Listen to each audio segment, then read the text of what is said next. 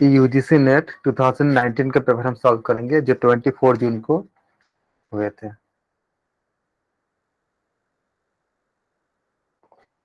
Question number 1 से start करेंगे।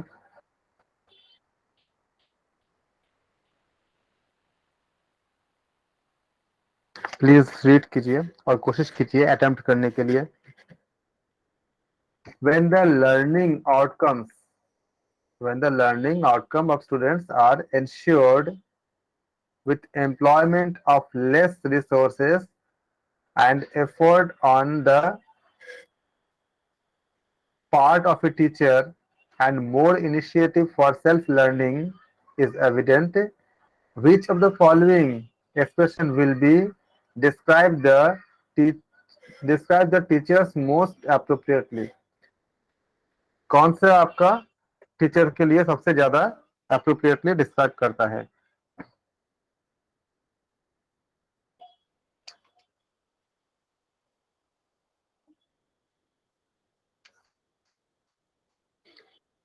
Teacher को यहाँ पे 4 ऑप्शन दिए गए हैं। Teacher is successful, teacher is effective, teacher is intelligent, teacher is practical. तो टीचर को हम इफेक्टिव कब कहते हैं? जब लर्निंग आउटकम्स जो होते हैं स्टूडेंट्स का जो इंश्योर करता है कि जो ऑप्शन यहाँ जो स्टेटमेंट दी गई है, बताइए कौन से होंगे? लेस रिसोर्सेज का इस्तेमाल करते हुए जो एम्प्लॉयमेंट को आपका मतलब सुनिश्चित करता है। इफेक्टिव टीचर ये भी आपका मतलब इंश्योर करता है कि इनिशिएटिव आपका मतलब उसका सेल्फ लर्निंग के मतलब बच्चों का जो ज्यादा अच्छे से हो वो इलिस्ट्रेट करता है। वो कुछ जो इफेक्टिव टीचर होते हैं वो बच्चे को सब्जेक्ट के मैटर को अंडरस्टैंड करने में हेल्प करते हैं, विशेष तरह के प्लान करते हैं और इस तरह से वो टीचिंग को प्रमोट करते हैं कि जिससे कि सारे बच्चों में उसकी उस चीज के प्रति एक मास्टरी आने की कोशिश लाते हैं कि कोशिश करते हैं कि उनके सब बच्चों में एक उस सब्जेक्ट के प्रति उसका मास्टरी की तरफ बढ़ते जाए, एकदम कमांड आ जाए। इफेक्टिव टीचिंग आपका ये भी करता है कि आपका बहुत एक रेस्पेक्टफुल प्रोवाइड करता है, मतलब पॉजिटिव एनवायरनमेंट देखता है स्टूडेंट के लिए, एक सेफ होता है। और नॉर्मली क्या होता है वो स्टूडेंट कंटेंट एनवायरनमेंट को या स्टूडेंट सेंटर्ड आप कह सकते हो। स्टूडेंट के साथ है जो हम पहले पढ़ भी चुके फर्स्ट यूनिट में। स्टूडेंट सेंटर्ड एनवायरनमेंट को कोशिश करते मतलब उसको प्रमोट करने के लिए। और इफेक्टिव टीचर का और एक गुण होता है कि वो फोकस करता है, अटेंशन करता है कि स्टूडेंट्स जो है स्टूडेंट सेंटर्ड लर्निंग प्रोसेस को, जिससे कि टीचर एनकरेज करता है स्टूडेंट्स को और स्टूडेंट क्या करता है कि सेल्फ लर्निंग में खुद प्रैक्टिस करके बताता है।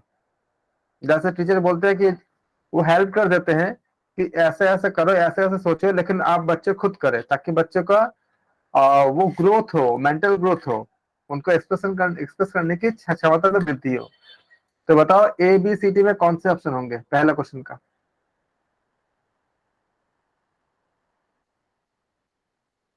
टीचर सक्सेसफुल बताओगे, टीचर इफेक्टिव बताएंगे, टीचर इंटेलिजेंट बताएंगे, टीचर प्रैक्टिकल बताएंगे, कौन सा बताएंगे? मेरा आवाज तो आ रही है ना सबको ना? बी आएगा शायद, बी टीचर हाँ इफेक्टिव। बिल्कुल सही है, टीचर इफेक्टिव हो जाएगा।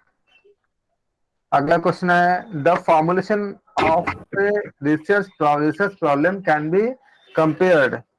हमने शोध पे हमने बहुत इसके बारे में हमने चर्चा किए थे जो हमने रिसर्च के में हमने पढ़ाई किया था कि आप बताएं the formulation of research problem can be compared with the, किसके साथ उसको तुलना कर सकते हो दैनिक जीवन में? शोध समस्याओं के साथ। हाँ बताएं। Foundation of A building. हाँ, फाउंडेशन ऑफ ए बिल्डिंग। क्योंकि आप जानते हैं कि जो फॉर्मूला होती है, फॉर्मुलेशन जो होती है आपका सोच समस्या की यानी रिसर्च प्रॉब्लम की, उसको हम कंपेयर कर सकते हैं किसके साथ? Foundation of A building. क्योंकि हमने शोध समस्या के बारे में जो हमने अध्ययन किया था, ये देखा था हमने, ये क्या करते थे सबसे पहले? Foundation of the research thesis, formulation of research problem, ये सारे हम सबसे पहले क्या करते थे, सबसे महत्वपूर्ण स्टेप था, इंपॉर्टेंट स्टेप था किसी शोध प्रोसेस के लिए, रिसर्च प्रोसेस के लिए। तो सबसे पहले जब हम प्रॉब्लम के आइडेंटिफिकेशन करते हैं और उसके बाद उसका फॉर्मुलेशन करते हैं, ये बहुत ही मतलब क्रूशियल होती है जो शोधकर्ता होते हैं, जो रिसर्च करने वाले होते हैं। अब मान लीजिए कि अगर कोई अगर इस बात पर अगर शोध करना चाहे कि हमारे पृथ्वी में जो हम बोलते हैं कि इसमें 14 भुवन होते हैं, 14 लोक होते हैं, उसके ऊपर कोई शोध करना चाहेगा तो शोध तो कर सकता है, लेकिन उसके लिए जो हमें मेथड वगैरह होती है उसके हमें इस समय अवेलेबल शायद नहीं है। तो वो शायद वहां तक मतलब प्रैक्टिकल होगा कि नहीं होगा ये देखना होता है। फिर उनको कई बार ऐसा होता है कि अगर हम सही समस्या का चयन नहीं कर पाते हैं तो काफी हद तक आगे जाने के बाद फिर हमें चेंज करना पड़ते हैं। तो ऑप्शन ए इज करेक्ट। किसी को डाउट तो नहीं है ना? हो तो बताना। Peer group interaction in a classroom helps concept understanding, realization of one's misunderstanding, reporting building या questioning। बताओ कौन से होंगे? सर ये रिपोर्ट क्या रिपोर्ट नहीं है सर, RAPPORT रिपोर्ट है। हाँ, rapport building, sorry rapport building. तो रिपोर्ट का मीनिंग क्या है सर? यहाँ पे आपका जो होता है जब आप किसी चीज को जब वो नहीं करते हो, जब आप पूरा ग्रुप के कोई क्लासरूम है मान लो, सर तो रैपोर्ट का मीनिंग ये है कि हमारा एक दूसरे के साथ जेलिंग अच्छा हो जाए। मतलब जब हम 5 बच्चों को एक साथ कोई काम देते हैं तो टीम वर्क हो गया है, तो उनको एक दूसरे के साथ रैपो बिल्ड करना पड़ता है। मतलब एक दूसरे से क्या बोलते हैं, अच्छे से समंजस भाव से रहना, या वो डेवलप रैपोर्ट हो जाता है। मतलब बॉन्डिंग कर सकते हो। रैपोर्ट का मतलब एक बॉन्डिंग होती है, मतलब बॉन्डिंग जिसे कहते हो एक नॉर्मल भाषा में। सी ऑप्शन होना चाहिए sir. Option C, option C बता रहे हो आप? ए आएगा Concept sir, understanding. Concept understanding. Yes sir A है ना कंसेप्ट अंडरस्टैंडिंग, उससे कंसेप्ट अंडरस्टैंडिंग होगा ना? बिल्कुल। पीयर ग्रुप होगा जो तो होता सारा है, ही होगा। रियलाइजेशन ऑफ फंड्स मिसअंडरस्टैंडिंग भी हो जाता है, रेपो बिल्डिंग भी हो जाता है, क्वेश्चनिंग का भी एक हैबिट बन जाता है। लेकिन मेन क्या है, तो कंसेप्ट अंडरस्टैंडिंग होता है जब एक साथ हम लोग काम करते हैं तो। बिल्कुल। जब हम पीयर ग्रुप करते हैं इसमें, तो पीयर ग्रुप इंटरेक्शन में जो क्लासरूम क्या करता है, ये आपका हेल्प करता है किसी कॉन्सेप्चुअल चीजों को जानने में, समझने में, अंडरस्टैंडिंग करने में। और ये ज्यादा आपका अंडरस्टैंडेबल होता है किसी किसी को लर्न करने के लिए या ग्रास्प करने के लिए, या उस जो बेसिक कॉन्सेप्ट इत्यादि को इजिली हमें समझने के लिए। ये प्रमोट भी करता है कि एक्टिव लर्निंग को आप किसी ग्रुप के साथ इंटरेक्शन करने के लिए, या जो लर्नर होते हैं उनके नॉलेज को, उनका अंडरस्टैंडिंग लेवल को, जो जो भी टॉपिक उनको दिए गए हैं उस टॉपिक को और अच्छे से स्टडी करके उसके डेप्थ तक पहुंचने के लिए। तो अगर जब आपको चारों में से किसी एक को चुनने होंगे तो आपको कंसेप्ट बिल्डिंग सबसे ज्यादा है। सी जो बोल रहे हैं आप, आपका रैपोर्ट बिल्डिंग बोल रहे हैं, आपका एक तरह की बॉन्डिंग होती है। मतलब अगर हम बोलेंगे तो बॉन्डिंग बनी जाएगी जब आपका कॉन्सेप्ट जब अंडरस्टैंडिंग होगा, तो वो एटमोसफेयर में आपको बन ही जाती है सारा चीजें। क्वेश्चनिंग भी आपका, अगर चीजों को हम समझ पाएंगे तो क्वेश्चन का आंसर भी दे पाएंगे, अगर समझ ही नहीं पाएंगे तो क्वेश्चनिंग का भी आंसर नहीं दे पाएंगे। तो सबसे मोस्ट अप्रोप्रिएट क्या होगा, आपका कॉन्सेप्ट बिल्डिंग ही होगा। चौथा करें, और हाइपोथेसिस शुड बी कॉन्सेप्चुअली क्या होना चाहिए? सी आएगा सर, सिंपल हाँ सी क्लियर। आएगा, सिंपल क्लियर एंड स्पेसिफिक। बहुत ही बढ़िया, बहुत बढ़िया। तो क्या आ जाएगा आपका? सबने सही बोला, आप लोगों ने सब सही बोले हो कि क्या आएगा इसमें आपका, क्योंकि हाइपोथेसिस में हम पढ़ते भी हैं कि हाइपोथेसिस जो है आपका ये कंसेप्चुअली सिंपल, क्लियर और स्पेसिफिक होना चाहिए। सारा कॉन्सेप्ट जो होती है ये आपका, हम क्या करते हैं इसमें हाइपोथेसिस को हम डेफिनेटली हम क्लियर करते हैं। हमें अगर हाइपोथेसिस से क्लियर नहीं रहेगा तो हम जाएंगे, हम प्रोसीड कैसे करेंगे? इसलिए कहते हैं कि हाइपोथेसिस क्या होती है, आपका टेंटेटिव स्टेटमेंट होती है अबाउट द रिलेशनशिप, जो हम दो से अगर ज्यादा वेरिएबल को लेते हैं उस समय। ये आपका स्पेसिफिक होता है, ये आपका फिजिबल होती है, और हम इसको प्रेडिक्शन कर सकते हैं कि आउटकम क्या आ सकता है। हमारे स्टडी के जो आउटकम के बारे में हम इसके भविष्यवाणी भी कर सकते हैं। और हमने बताया था इसको कि हाइपोथेसिस आपका शुड बी सिंपल, बहुत आपका इसको बोल्ड कर लो क्योंकि रिसर्चर को डेफिनेटली इस बात को इंश्योर करना होता है कि हाइपोथेसिस जितने संभव हो सके सिंपल टर्म्स का इस्तेमाल करे, जिससे कि लोगों के द्वारा इजीली अंडरस्टैंडेबल हो और हर तरह से उसको मतलब हम समझ सके कि आपका नॉर्मल जो आपका रीडर है वो भी इसको समझ सके। क्योंकि हाइपोथेसिस अगर क्लियर नहीं होगा तो बताना क्या चाह रहे हैं उसी को अगर लोगों को क्लियर नहीं होगा तो हमारे शोध भी अच्छे से नहीं जा पाती। इसलिए कहते हैं कि it should be clear to from ambiguous information. इस तरह की जानकारी दोगे जो मतलब धुंधला हो या आपका क्या कहते हैं उसको संदेहपूर्ण हो, तो सही चीजों को जान मतलब हम लोगों तक वो पहुंच नहीं पाएगा। इसलिए जो टर्मिनोलॉजी का इस्तेमाल करेंगे वो टर्मिनोलॉजी एकदम क्लियर होना चाहिए। इसका मल्टीपल मीनिंग अगर एक साथ हो जाएगा तो फिर मान लो कि कई कई वर्ड ऐसे होते हैं जिसके कई मतलब ऑपोजिट मीनिंग भी निकल जाते हैं या अलग अलग मीनिंग निकल जाते हैं। तो उसमें क्या होगा कि जो रीडर जो पढ़ने वाले होंगे जो रीडर जो होंगे उनको दिक्कत हो सकती है। इसलिए ये एकदम सिंपल और जनरल इसको ऐसा भी होना चाहिए कि किसी हाइपोथेसिस को हम जनरलाइज कर सके या उसका हम सामान्यीकरण कर सके। इतना डिटेल में समझा इसलिए दिया कि जो लोग वीडियो में रिकॉर्डर देखोगे और अगर उन्होंने हाइपोथेसिस इत्यादि क्लास नहीं किए होंगे रिसर्च के क्लास तो भी उनको क्लियर हो जाए कि हाइपोथेसिस को हम करते कैसे क्यों करते हैं। चौथा करके हो जाएगा आपका सी सही हो जाएगा। Very good. पांचवा करिए reflective practice implies use of ones क्या होती है? कॉग्निशन, मेटाकॉग्निशन और आपका मेटाकॉग्निशन ऑन कॉग्निशन या reinforcement of learning. Sir meta cognition. ये थोड़ा एक्सप्लेन करेंगे, मुझे नहीं समझ में आया है। मेटाकॉग्निशन रिफ्लेक्टिव प्रैक्टिस क्या कहता है? मेटा कॉग्निशन मतलब जैसे नहीं है एक हम आम भाषा में बोलते हैं, कोई किसी ने बोला मैं सोच रहा हूँ तो पूछो भाई क्या सोच रहे हो? कि मैं ये सोच रहा हूँ कि मैं सोचूं क्या। तो वो जो है इसको आप क्या देखते हो, इसी को जो हम लर्निंग के रेस्पेक्ट में हम संपर्क में लेते हैं हम, तो इसी को हम कहते हैं मेटाकॉग्निशन। मतलब क्या करता है इसमें? ये बोलता है कॉग्निशन ऑफ कॉग्निशन। मतलब आप कह सकते हो थिंकिंग अबाउट थिंकिंग, सोच के बारे में सोचना। मैं सोच रहा हूँ कि क्या सोचूं। तो मेटाकॉग्निशन ये रेफर करता है कि आपका किसी व्यक्ति के अवेयरनेस को और उसके एबिलिटी को भी दिखाता है, जो रेगुलेट करता है कि उसके खुद के सोच को। और ये अक्सर हम कहते हैं इसको कि थिंकिंग अबाउट थिंकिंग या मतलब सोच के ऊपर सोच या कॉग्निशन ऑफ कॉग्निशन। ये लर्नर क्या होते हैं अक्सर आपका ये दिखाते हैं कि आप जब मान लो कि आप भी अगर मान लो कोई क्लास ले रहे हो तो आप पहले ये सोचो कि मुझे ये बताना तो है लेकिन मैं इसको कैसा किस तरह से बताऊं, कि अगर ऐसे बताओ कि ऐसे बताओ, ऐसे बताऊंगा तो बच्चे इस लेवल का होगा तो किस तरह से लेगा। तो सोच पे सोच, ये आपका कॉग्निशन ये क्या कहलाता है आपका? इसे कहते हैं मेटा कॉग्निशन कहते हैं इसको। तो इससे ये कहाँ अप्लाई होती है?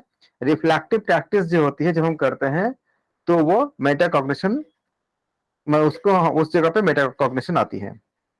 इससे मैम रिफ्लेक्टिव प्रैक्टिस मतलब क्या आएगा? Reflective practice means reflective practice आप कर चुके हो ना, जैसे आपने जो आपने फर्स्ट यूनिट आपने क्या किया था उसमें आपने रिफ्लेक्टिव प्रैक्टिस आपने आपने पढ़ा था ना कि जब आप रिफ्लेक्टिव प्रैक्टिस का कॉमन कॉमन भाषा में ऐसे भी समझ सकते हो कि सपोज करो कि आपने हमने किसी को कुछ समझाया और फिर उससे हमने कुछ पूछा कि हमने जो बताया तो उसके आधार पे जो उसने रिप्लाई दिया और जो हमें हमें जो फीडबैक दिया इसका, जैसे हम लोग क्वेश्चन नहीं करते हैं कि कुछ इसको, तो क्या कर रहा है वो आपका एक रिफ्लेक्ट कर रहा है कि हमने जो बताया उसके उसका वो कितना नॉलेज उसने गेन किया, उस नॉलेज को उसने हमें वापस किया, हमें मतलब हमारे क्वेश्चन के आंसर से। तो ये भी आपका रिफ्लेक्टिव होती है, इसलिए आपने मतलब रिफ्लेक्ट किया। तो सर ये आपने एक्शन रिसर्च साइकिल में बताया था जो PAOR बताया था उसमें रिफ्लेक्टिव। हाँ, तो इसको जो हम यूज करते हैं यहाँ पे ये मेटा कॉग्निशन होती है और बहुत इंपॉर्टेंट है। ये आपका अलाउ करता है किसी पर्सन में कि वो अपने, इसको हम लोग स्वाध्याय नहीं बोलते हैं सामान्य भाषा में, अपने खुद का अध्ययन भी करते हैं ना कुछ हद तक, ऐसे ऐसे उसमें आता है कि आपका एक पर्सन का आपका change of their own learning को भी आपका दिखाता है, जो मेटा कॉग्निशन। तो ऑप्शन बी सही हो जाएगा। अब आप 6 में आ जाओ। Mailed questionnaire, observation, interview and collective questionnaires are instance of secondary sources, personal sources, sources sir, primary sources होना चाहिए। Primary sources. कैसे, ये भी हम बताए थे जब हमने शोध के ऊपर के। देख रहे हैं शोध के ऊपर कितने क्वेश्चन पूछे गए हैं, कितने ज्यादा क्वेश्चन पूछे जाते हैं, हमेशा पूछे जाते हैं शोध रिसर्च के ऊपर। तो क्या हो जाएगा, किसी को इसमें डाउट है कि छठा क्वेश्चन में तो बता दे। जो लोग नए कर रहे हैं, जिन लोगों ने शोध के मतलब रिसर्च को जिन्होंने ज्वाइन नहीं किया था, उनके लिए मैं थोड़ा सा इसको समझा दे रहा हूँ, बता दे रहा हूँ। ऑप्शन इसका सी ही है, ये प्राइमरी सोर्सेस से होंगे।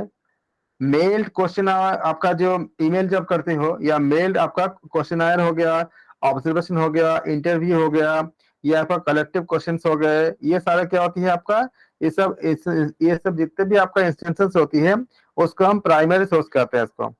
तो प्राइमरी सोर्स क्या होती है, जो पहले ऑरिजिन होती है। जैसे गवर्नमेंट ऑफ इंडिया ने जनगणना किया 2022, 23, 24 में जब भी करेंगे, ये प्राइमरी सोर्स होंगे।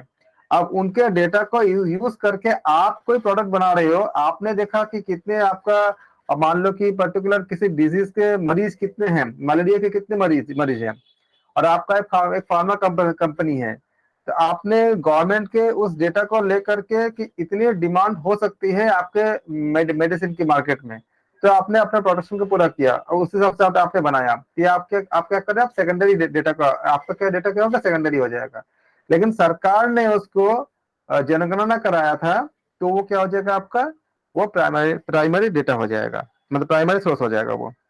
इसलिए हम बोलते हैं कि जब प्राइमरी सोर्स किसको किसको हम क्या क्या गिनते हैं, प्राइमरी सोर्स कंटेन ओरिजिनल या फर्स्ट हैंड मटेरियल या फिर फ्रेश इंफॉर्मेशन, जो कि आपको जो पब्लिश हो रही, जिसको पब्लिश किया गया। जैसे अगर सरकार ने पब्लिश किया कि हमारे डेटा इतनी आपका मेल है, इतना फीमेल है, इतना ऐसा ऐसा है, इतना आपका मतलब एम्प्लॉयड है, इतना अनएम्प्लॉयड है।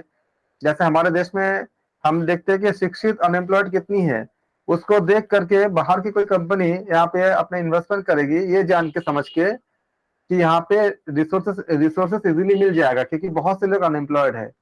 और अगर सब कोई अगर एम्प्लॉयड ही होते, किसी के पास अगर मतलब नौकरी की समस्या नहीं होगी, तो बाहर के जो कंपनी आएंगे उनके लिए तो दिक्कत इस बात की होगी कि उनको मतलब उनको कर्मचारी कहाँ से मिलेंगे, वर्कर कहाँ से मिलेंगे।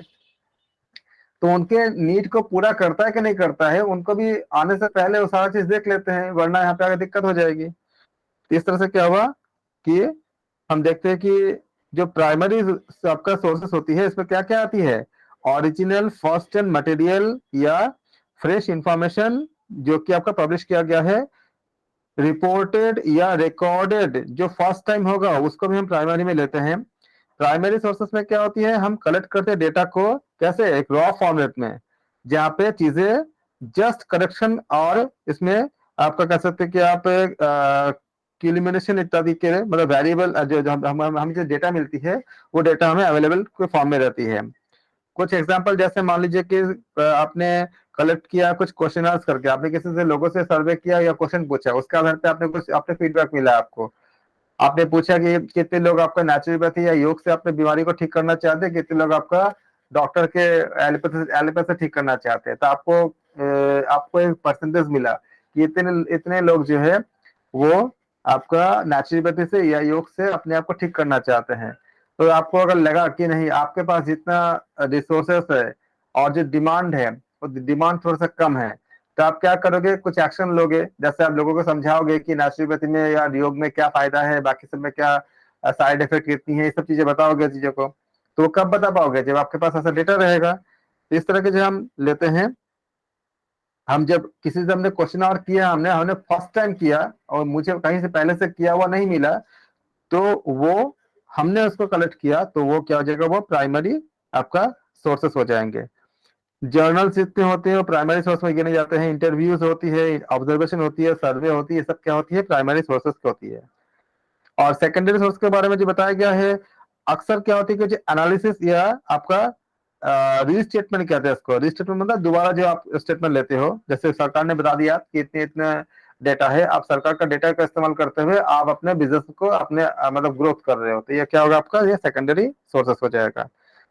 तो हम ये कहते हैं कि ये आपका रीस्टेटमेंट होती है प्राइमरी सोर्सेस के या इंफॉर्मेशन के जो हमें पहले से मिले होती है। ये प्रेजेंट होती है एक कंटेंट्स के फॉर्म में। जैसे प्राइमरी डॉक्यूमेंट को हमने मिल लिया, हमें उसको हमने लिस्ट के रूप में हमें हमें अवेलेबल मिला, हमको इसको हमने रिट्राइवल किया हमने। ये सब चीजें हमें, जैसे मान लीजिए किसी का बायोग्राफी है, कोई मैगजीन्स है, न्यूज़पेपर्स है, टेक्स्ट बुक्स है या डिक्शनरीज है, ये सब क्या आपका प्राइमरी सोर्सेस का एग्जांपल है। कोई टर्शियरी सोर्स का एग्जांपल समझाएं जिनको आता है, बताएं जिनको अभी याद है। कौन सा सर? टर्शियरी सोर्स, फर्स्ट हो गया प्राइमरी, फिर होगा सेकंड हो गया आपका सेकेंडरी, फिर होती है आपका टर्शियरी भी आती है। सर जैसे हमने अपनी रिसर्च में सेकेंडरी डेटा लिया कोई, फिर किसी और ने हमारी रिसर्च से वो लिया, तो शायद वो टर्सरी में आएगा।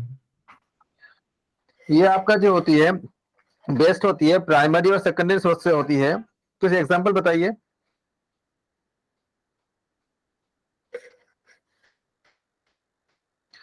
टर्शियरी सोर्स का एग्जांपल, जैसे अगर कल का आपका आपके पेपर में अगर आ जाए तो एग्जांपल ऑफ टर्शियरी डेटा आप क्या लिखोगे? बिब्लियोग्राफी होती है या बिब्लियोग्राफिक्स हो गया, गाइड्स टू द लिटरेचर हो गया, ये सब केस में आती है, आपका टर्शियरी में आती है। तो ऑप्शन आपका बिल्कुल कौन सा बोला आपने? सी बोला ना, प्राइमरी सोर्सेस। सही सही है, वेरी गुड। सर ये टेक्स्ट बुक्स वगैरह ये कौन सा सोर्स होता है, जो किताबें होती है हमारे? जो आपका टर्शियरी में देखोगे तो नॉर्मली जो बिब्लियोग्राफी वगैरह होती है ये आपका क्या होती है, आपका टर्शियरी में आती है। लेकिन टेक्स्ट बुक वगैरह देखोगे, डिक्शनरी हो गया, टेक्स्ट बुक हो गया, उसको हम सेकेंडरी में मानते हैं।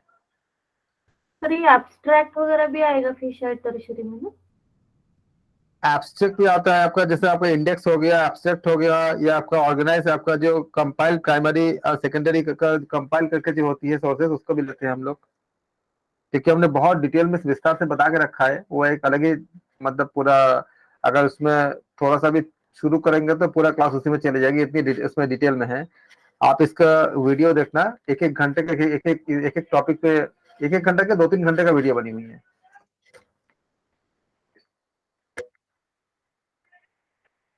सातवां, क्योंकि बहुत इंटरेस्टिंग टॉपिक है, और इसका मैंने जब मैंने इसको बनाया था वीडियो, मैक्सिमम एग्जांपल की सहायता से हमने डिस्कस किया था। टर्म्स तो लिया था हमने, बहुत ज्यादा एग्जांपल बता के रखा है, ताकि अगर आप उसको अच्छे से देख लोगे एक बार तो आपको एग्जांपल के जरिए ही आपको सब कुछ याद रहेगा। आप देखना वीडियोस उसमें। सातवां कीजिए, ड्यूरिंग रिसर्च। आप देखो रिसर्च के क्वेश्चन पूरा भरा हुआ पूरा इस पेपर में। During research while recording observation is an observer rates an individual based on the rating given in another aspect of interaction. This is termed as question अब अपने से पढ़ लो, फिर मैं जाता हूँ ऑप्शन में जाता हूँ।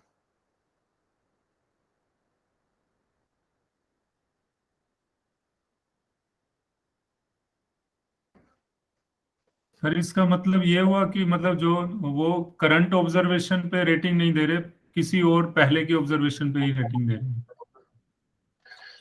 हाँ, रिसर्च के समय जब रिकॉर्डिंग आपका ऑब्जर्वेशन होता है, ये आपका ऑब्जर्वर जो है तो रेट करता है वो इंडिविजुअल बेस पे, और उसके आधार पे जो रेटिंग दी जाती है किसी और के द्वारा, उसको आप क्या बोलते हो, कौन सा इफेक्ट बोलते हो? ऑप्शन में आ जाओ। ऑप्शन में बताया गया आपको चार ऑप्शन, क्या? Evaluation effect, error of central tendency, halo effect, categorical effect. A आएगा सर, इवैल्यूएशन इफेक्ट। हाँ ए लग रहा है सर, इवैल्यूएशन इफेक्ट। सब आपको लगता है इवैल्यूएशन इफेक्ट है? ठीक है, मैं थोड़ा सा आपको बता देता हूँ, इसके बारे में थोड़ा सा चर्चा करते हैं, तो फिर आप इसके ऊपर आप बताओगे कि आंसर आपका इवैल्यूएशन है कि नहीं है। आंसर आप लोग से निकलवाऊंगा, मैं तो बताऊंगा नहीं, आप ही लोग बताओगे। रिसर्च के हेलो समय, इफेक्ट लग रहा है, हेलो इफेक्ट। ठीक है, हम अभी चर्चा करते हैं, फिर आप बताना कि कौन सा है। क्वेश्चन, , दिखा देना एक बार। 1 क्वेश्चन दिखा देना एक बार। आप चाहो तो स्क्रीनशॉट ले लो ताकि मुझे बार बार ऊपर नीचे न करने पड़े। क्वेश्चन 7 है।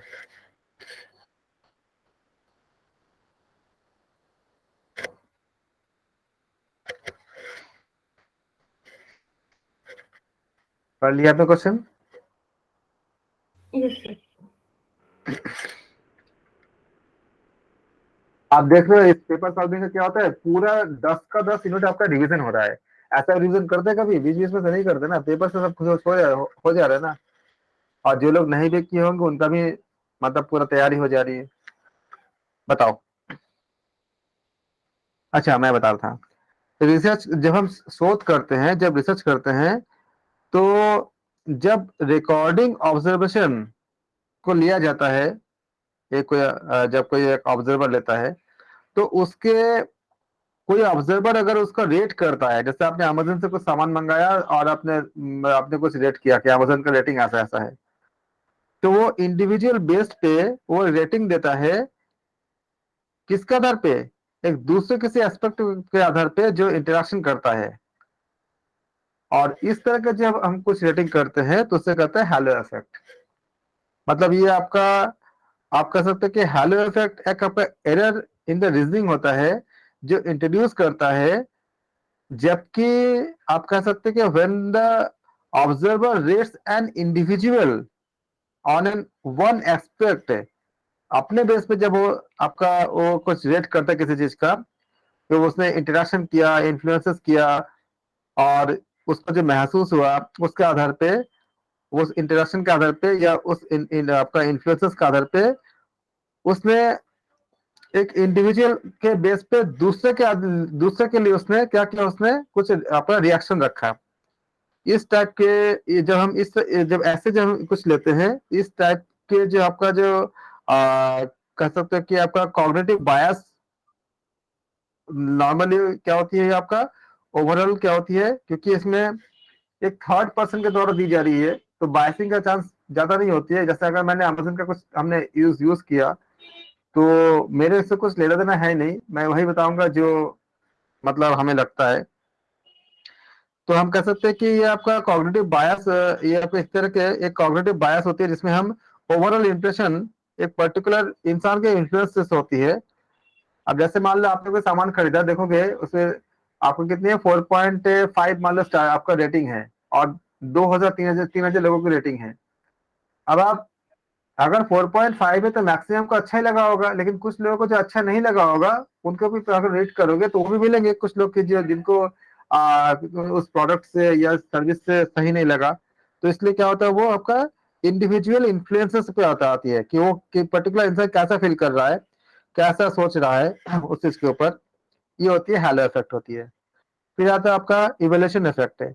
इवेल्यूशन इफेक्ट क्या होती है, बेसिकली आपका इवेल्युएट करती है किसी जैसे कंट्रीब्यूशन का, कि उस रिसर्च के जो सोसाइटी पर और जो इकोनॉमिकली जो आपका जो इफेक्ट पड़ेगा उसको वो इवेल्युएट करता है, उसको कहते हैं इवोल्यूशन इफेक्ट कहते हैं उसको। फिर आता है आपका आता है सेंट्रल टेंडेंसी, इसको एरर ऑफ सेंट्रल टेंडेंसी। ये क्या होती है आपका, ये आपका एक ऐसे घटनात्मक आपका मतलब रेट होती है, जो एवरेज स्कोर होती है, जो वेरिएशन तो होती है एक पर्टिकुलर आपका जो सब्जेक्ट अगर लेते हो कि आप कह सकते हैं कि मोस्ट जगह पे वो आपका एक आपका क्या कह सकते हो उसको, मतलब सेंट्रली एक आइडिया लगा सकते हो। जैसे हम बोलते हैं कि 20 लोगों का एवरेज एज निकालनी हो, तो 20 लोगों के एवरेज एज में मान लीजिए अगर 20 ईयर्स निकलता है, और उस 20 में से अगर हम किसी एक टीचर, अगर मान लो 20 बच्चे हैं, स्टूडेंट हैं, उनके एज मान लो कि एवरेज 20 ईयर्स निकल गया। अब उसमें अगर टीचर का भी इसको हम उसको काउंट कर लेंगे और टीचर मान लो अगर 35 या 40 ईयर्स के होंगे, तो एवरेज में बहुत ज्यादा अंतर नहीं आएगा, लेकिन जो डेटा है डेटा में अंतर रहेगा। इसलिए कहते हैं कि आपका जो हम सब्जेक्ट देखते हैं कि वेरिएशन तो होती तो है, लेकिन आपका एक आइडिया लग जाती है, एक रेट कर सकते हैं कि इसको हम एवोल्यूट, या इसमें एरर होती है, सेंट्रल टेंडेंसी में एरर आती है। जैसे हमने बोला कि एक पर्टिकुलर इलेक्शन हो रही है, तो उसमें आपका इस पार्टी को एबीसीडी में कोई C party, D party, B party, A party को इतने आपका सीट मिलना चाहिए। लेकिन अगर उसमें एरर अगर मान लो कि 5-7% के एरर तक हर साथ मिलता है तो ठीक है, लेकिन हो सकता है कि किसी को उससे बहुत ज्यादा कम किसी जगह पे किसी एक लोकेलिटी में अंतर बहुत ज्यादा आ सकता है, तो वो आपका एरर आ सकता है। लेकिन तब भी क्या होता है, सेंट्रल टेंडेंसी यानी केंद्रीय प्रवृत्ति के मापे जो होती है, जिसमें हम लोग आपका मीन मीडियन मोड सब निकालते हैं, आपका स्टैंडर्ड डेविएशन निकालते हैं, सब चीजें, वो उसका आपका एक रेटिंग आपका मतलब एक इवोल्यूशन हम करते हैं उसका परफॉर्मेंस का, जबकि उसमें क्या होती है, एरर रहता है लेकिन उसमें इवोल्यूशन करने की एबिलिटी भी रहता है। फिर आता है आपका कैटेगोरियल इफेक्ट्स। ये आपका कहाँ इस्तेमाल होती है, कैटेगोरियल इफेक्ट आपकी यूज होती है जब आपका सब्जेक्ट डिवाइडेड होती है डिफरेंट कैटेगरी में। इस आधार पे हम इसको ऑर्डर इसको हम क्रिएट करते हैं। हम किसी जगह जैसे आप अगर फ्लिपकार्ट में जाओगे या अमेजन में जाओगे तो उसमें कैटेगरी होता है कि आपका मतलब डेली इस्तेमाल करने वाले या राशन का या वॉशिंग मशीन फ्रिज वगैरह का, इस सब का आपका अलग अलग कैटेगरी होता है। तो वो एक आपका कॉमन प्लेटफॉर्म में अलग अलग पैरामीटर्स में आपका वो देता है, उसको इवेलुएट करता है। प्लेटफॉर्म तो एक ही है, फ्लिपकार्ट है या अमेजोन है, लेकिन क्या है उस जगह पे अलग अलग आपका, जैसे अगर आप बिग बाजार जाओगे तो वो भी अगर इतने बड़े से आपका मॉल में अगर आपको इतने बड़े से शॉप है तो वहां भी एक कैटेगरी लगा हुआ है कि किस जगह पे क्या मिलेगा। क्योंकि अगर आपको चाहिए, मान लीजिएगा आप अगर आपको बॉडी लोशन चाहिए और आप इसमें जहाँ पे कुकर आपका या म्यूजिक सिस्टम जहाँ पे आपका है वहां पे जाकर बॉडी लोशन खोजोगे तो शायद में नहीं मिलेगा, तब खोजते रह जाओगे। तो सबका कैटेगरी बने होते हैं, जिसको कहते हैं हम लोग कैटेगरियल इफेक्ट्स कहते हैं। अब बताओ एबीसीडी में कौन सा आंसर सही होगा।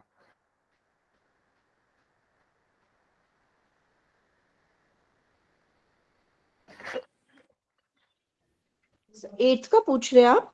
7 का। Halo effect sir. Halo effect ही आएगा सर। हेलो इफेक्ट आएगा सर। अभी देखो सबका आंसर चेंज हो गया ना। अभी आप लोग एवोल्यूशन इफेक्ट बता रहे थे थोड़ा पहले, तो ये सही है, हेलो इफेक्ट सही है। संजय जी आप क्या बता रहे थे? सर हमने नहीं बताया था, अभी हेलो इफेक्ट ही आएगा सर। नहीं नहीं, पहले आप क्या बताए थे? पहले हमने नहीं बताया सर। अच्छा, तो पहले हमें भी वैसे इवैल्यूएशन इफेक्ट ही लग रहा था। ठीक है, अभी आपको क्लियर हो गया, इसीलिए इसका बात जी तो होती है कि रिवीजन भी हो गया चारों इफेक्ट का। और आप जी देखोगे, आप जी। देख भी पा रहे हो कि किस तरह के क्वेश्चन में कैसे अप्लाई होता है, ये भी आपको क्लियर हो गया। आंसर तो आप ही लोग दिए, जी आंसर तो मैंने दिया ही नहीं, आप लोग से निकलवाया। यही चाहता था मैं कि आप लोग इस आंसर सर निकलो। इसको हेलो इफेक्ट क्यों बोलते हैं, उसी ने दिया हेलो, है ये इफेक्ट? नहीं नहीं, हेलो इफेक्ट इसका नाम दिया गया है। अब हेलो इफेक्ट का ये भी हो सकता है कि जैसे नॉर्मली क्या होता है, थर्ड पर्सन जो आता है वो आपको आपको मतलब इंट्रोड्यूस ही करा रहा है ना। एक तीसरा आदमी आके आपको क्या बोल रहा है, आपने ऐसा किया, आपने ऐसा नहीं किया, तो वो क्या कर रहा है, इंट्रोडक्शन ही कर रहा है। तो हो सकता है उसको उसका आधार पे तो मुझे बहुत स्पेसिफिक नहीं मिला कि हेलो इफेक्ट का नाम हेलो हेलो क्यों आया। लेकिन ये एक लगता है कि क्योंकि थर्ड बंदे का इसमें आपका इंट्रोडक्शन होता है, तो जब कोई इंट्रोडक्शन करने के लिए आता है तो उसका मतलब हेलो एक वर्डिंग होता है। इस तरह से काफी चीजों का नाम पड़ा हुआ है ऐसे, तो हो सकता है कि ऐसे पड़े, क्योंकि किसी व्यक्ति के नाम का तो मुझे नहीं मिला कि किसी का नाम हेलो है जिन्होंने इसके ऊपर काम किया हो। तो बहुत ज्यादा डिटेल नहीं मिला कि हेलो नाम कहाँ से आया, लेकिन उनका हेलो इफेक्ट कहते हैं। लेकिन ऐसा लगता है कि ये क्योंकि तीसरा बंदे का इंट्रोडक्शन के साथ है, तो वो उसको जो किसी का जब इंट्रोडक्शन होता है तो हेलो से होती है, तो शायद इसलिए आया, क्योंकि ऐसे इस तरह के बहुत से नाम बनाया गया है इफेक्ट का। तो inclusive education implies, question number 8 का बताइए आंसर। सर इसमें बी होना चाहिए वैसे। अच्छा, आप सर आंसर का भी, इसमें ए होना चाहिए, मुझे ए लग रहा है सर। अच्छा आप डी लोग, लग रहा है, ठीक डी है, लग रहा है। आप लोग क्वेश्चन को थोड़ा सा पढ़ के तब बताइए। सर रीड करने दीजिए ना, एक मिनट प्लीज। हाँ जी, सर इंक्लूसिव एजुकेशन समावेशी शिक्षा होता है ना। इंक्लूसिव आपका वर्ड इंक्लूड से आया हुआ है, और इंक्लूसिव एजुकेशन का अर्थ होता है कि हर एक के लिए शिक्षा, इंक्लूड करना है, किसी को एक्सक्लूड नहीं करना है। आप लोग आंसर में ए बी सी इत्यादि बोल रहे थे और बहुत जल्दी बोल रहे थे। इसी चीज को बदलो, भले ही आपको कितना ही आता हो, आपके पास अगर 1 मिनट का समय है तो आप 20 सेकंड का समय इस्तेमाल करो, पूरा पढ़ो, अच्छे से पढ़ो। एक वर्ड होगा जो आपके आंसर को अलग कर सकता है। इंक्लूसिव सर फिर तो डी होना चाहिए, इंक्लूडिंग वर्ड ये D होना इंक्लूसिव चाहिए। से मिलता inclusive sir word A B तो डी आएगा। एक डी अब डी ए और डी डी लग लगभग रहा है एक जैसे लग रहे हैं डी। सर, ए है। और डी किंतु लगभग एक जैसे लग ऑप्शंस रहे तो हैं। डी भी लग रहा है कि ensuring that no child is left behind in education, जैसे कि हाँ आपने समझाया। आप पहले झाड़ों को पढ़ो अच्छे से। आपको एक चुननी है, अगर आपको ए और बी दोनों में से कुछ लग रहा है, आपको दोनों तो दे नहीं सकते, आप दोगे एक ही दोगे, आप क्या दोगे उसको चूज करो। इस एग्जाम का मैं बता रहा हूँ निचोड़ ये हो रहा है, ये और बाकी सब एग्जाम का जो हाई लेवल के एग्जाम होते हैं उनको आपके नॉलेज से ज्यादा लेना देना होता नहीं है, आपके बौद्धिक क्षमता को मतलब निकालना उनका लक्ष्य होता है कि अगर आपको सिमिलर लाइंस दे दी जाए, सिमिलर ऑप्शन दे दी जाए, उससे आप अपने आपका जो इंटेलेक्चुअल कैपेसिटी कितनी है, कितनी ज्यादा आप डेप्थ में जाकर अलग कर सकते हैं, बस यही खाली जांचना होता है। बाकी जो आपको कितना आता है नहीं आता है वो रिसर्च के बारे में पता ही है उनको कि हम तो कभी रिसर्च किए ही नहीं है, हमें कैसे पता होगा। लेकिन वो जानना ये चाहते हैं कि हम कितनी ज्यादा सिमिलर चीज से हम कैसे स्पेसिफिक को हम कैसे अलग कर सकते हैं, बस सारे एग्जाम का निचोड़ यही होती है। तो सर डी आएगा। सर डी आएगा। सर सर ए ए आएगा, आना चाहिए, सर ए ए, आएगा, सर ए। ए आएगा सर। सर डी आएगा। सर उसका रीजन मैं बाद में बताऊंगा, अगर आप आंसर बताएंगे तो। आप बताओ, आपने जो ए या डी जहां भी पहुंच रहे हो, जो भी आंसर सही है आप सर मैंने सर ए मैं भी बताया, तो मैंने डी ए के इसलिए साथ ही बताया जाऊंगी। समानता मिलनी चाहिए सर, क्योंकि शिक्षा में हर एक बच्चा इंक्लूसिव एक में समान ये था ना और कि डब एवरी चाइल्ड, हाँ हाँ एवरी चाहे चाइल्ड वो दैट सर डिसेबल्ड ए हो में चाहे एबल्ड हो सर। ठीक है आप सर लोग। ए में ओके, इन्होंने हाँ यही चीज लर्निंग था, आउटकम की क्योंकि बात मैंने की जो है, तो पढ़ा वो ये लर्निंग था आउटकम कि तो हम इंश्योर कैसे करेंगे। ठीक है, आप देखो काम हम पर, आप लोग ऑप्शन में टाइप करो एक बार। इक्वल इक्वल अपॉर्चुनिटी दे सकते हैं, लेकिन आउटकम लर्निंग तो अलग अलग ही रहेगा सबका। ठीक है एक आप लोग टीचर पढ़ा रहा है तो आउटकम सबका अलग अलग ही आएगा। आप लोग एक बार मैसेज बॉक्स में टाइप करो, एक बार मैं देखूं कि आप लोग क्या क्या आंसर देते हो। ये बहुत जरूरी है, इसी से आप लोग का ग्रोथ हो जाएगा। जानकी जी डी बता रहे हैं, मनीषा जी डी बता रहे हैं, मृदुला जी एक बता रहे हैं, योग विद गुलशन जी एक बता रहे हैं, मीना जी डी बता रहे हैं, अरुणा मौर्य जी डी बता रहे हैं, संजय जी डी बता रहे हैं। ओके, देखो यहाँ पे ना ए बी सी डी जो बता रहे हो ना, बहुत सिमिलर, आपका मतलब मीनिंग बहुत सिमिलर है, इसी से मैं आपको अलग करनी है। पहला ऑप्शन क्या बोल रहा है आपका, मैं थोड़ा सा आपको थोड़ा सा मैं विस्तार से बताता हूँ। अब आप उसके बाद आप जिन्होंने जो आंसर दिया है फिर आप अपने आंसर चेक करना कि क्या होना चाहिए। इसमें 4 ऑप्शन दिए गए हैं। ensuring learning outcome of every child to the same, पहला है। दूसरा है including the disabled in the mainstream। तीसरा है provides compulsory education for children below 14 years। और चौथा है ensuring that no children is left behind in education। इसमें से अगर आप इंक्लूसिव का अर्थ होती है कि सबको इंक्लूड कर देना होता है। अब बताओ कि चारों में से कितनी सिमिलर लग रही मीनिंग। अब सुनो कि ये चारों में से हम कैसे ऐसे इसको अलग कैसे करें, अगर हमको अलग करनी है तो एक तो चूज करनी है। इंक्लूसिव एजुकेशन का अर्थ होती है कि कोई भी बच्चा, no child is left behind in education, कोई भी बच्चा शिक्षा से पीछे ना रह जाए। ये जो पूरा थ्योरी है इस बात पे बेस्ड होता है, ये आपका प्रेमिसेस पे है कि learning is a right of every child and they should receive high quality of education. ये आपका इसका सिद्धांत है। इंक्लूसिव एजुकेशन जो है ये आपको कैरिड आउट होती है कॉमन लर्निंग एनवायरनमेंट में।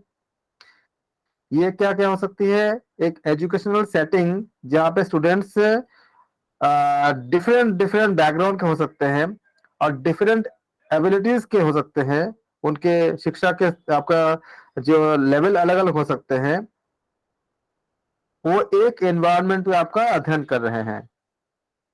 यहाँ पे क्या होती है कि स्टूडेंट जो है वो पार्टिसिपेट करते हैं एजुकेशन प्रोग्राम में, किसके जरिए, एक कॉमन लर्निंग एनवायरनमेंट।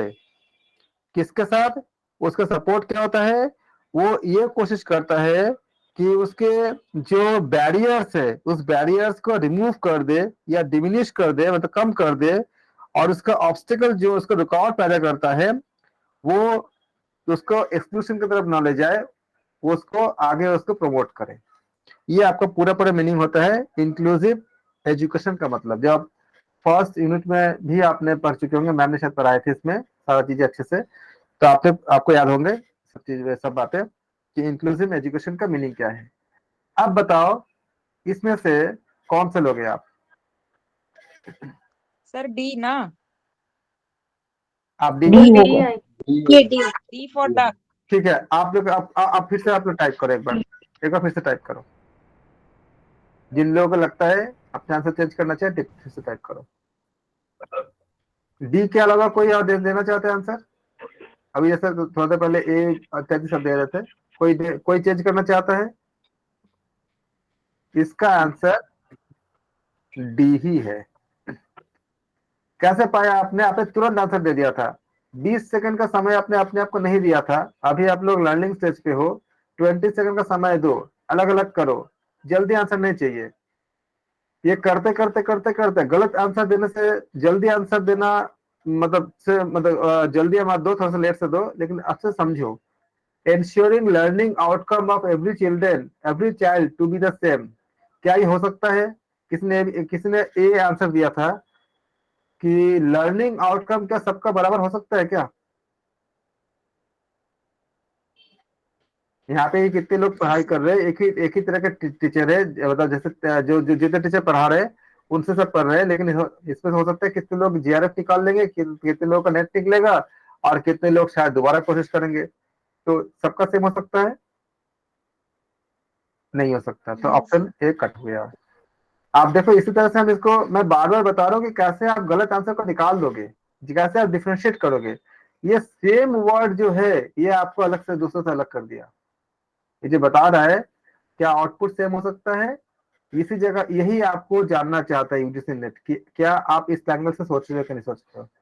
सेम नहीं हो सकता। बी क्या बोल रहा है? Include the disabled in the main stream. तो क्या खाली डिसेबल को ही करते हैं? और डिसेबल्ड का परिभाषा क्या है? खाली शारीरिक रूप से या मानसिक रूप से? जो आर्थिक रूप से जो पिछड़ा है, जो हमारे बहुत सारे ऐसे लोग हैं जो मतलब काफी ज्यादा गरीबी में रहते हैं, लेकिन वो ना तो मेंटली डिसेबल है ना फिजिकली है। तो गरीबी होना तो कोई डिसेबल नहीं है ना, या दूसरे किसी के साथ अपॉर्चुनिटी नहीं है शायद। तो ये क्या करता है? डिसेबल वर्ड जो है इसमें लागू नहीं होता, इसलिए गलत है। कहाँ कहाँ से आप अलग करोगे चीजों को? जबकि ए और बी आप लोगों में से बहुत लोगों ने बोला था आंसर। मुझे कल यही बतानी है कि प्रैक्टिस आपका मतलब ये होती है कि वर्ड को ढूंढ के निकालो जिससे आपका आंसर सही या गलत की तरफ चली जाए। अगला क्या दिया है? Provide compulsory education for the children below 14 years. तो इंक्लूसिव एजुकेशन में क्या बोलता है? ये बोलता है कहीं से भी इसमें आपने जो पढ़ा है कोई आपका एज लिमिट को कहीं पे किया ही नहीं गया है। अगर कोई बच्चा अगर मान लो कि जो 14 ईयर्स तक अगर उसका अगर पढ़ाई में गैप पड़ता है मान लो, और 14 साल से ज्यादा हो जाता है, तो क्या उसको पढ़ने का हक नहीं है? क्या उसको मतलब कितने ही घर में कितने सारे हादसे हो जाते हैं कि अब मान लो 12 साल का कोई बच्चा था, कोविड का समय आ गया और उसका एज 15 साल हो गया, तो क्या उसके पास उसको वो चीज नहीं मिलना चाहिए? क्या वो इंक्लूसिव एजुकेशन से बाहर हो गया? ये आपको बस यही चाहता है, जो एग्जाम बॉडी यही चाहता है। समझ गए? तो ये आपका जो कंडीशन देकर रखा है इस वजह से ये रॉन्ग हो गया, सी रॉन्ग हो गया। डी क्या हुआ? Ensuring that no child is left behind the education. आप किसी को कोई डाउट है? क्लियर है सर। 9 कीजिए। 9 का ए सर। अच्छे से पढ़िए, सर चारों ए। पढ़िए, चारों ऑप्शन पढ़ के एनालिसिस करने की आदत डालिए। उसको इस टेक्निक को अपने अंदर की इस गुण को डेवलप करिए। सबके पास है ये गुण। ऐसे ही हम अगर हमें बाहर किसी के बारे में कोई कमेंट करना हो, कोई राय देना हो, हम बिना बिना हमें पूछे या इतने सारे राय दे देते हैं। लेकिन यहाँ पे खाली 4 ऑप्शन देते हैं, इसके लिए आपको राय बनानी है। लेकिन इस राय बहुत तार्किक होना चाहिए। आप इसको पहले समय दो और फिर सोचो कि क्यों ए है, बी है, सी है या डी है, या क्यों नहीं है।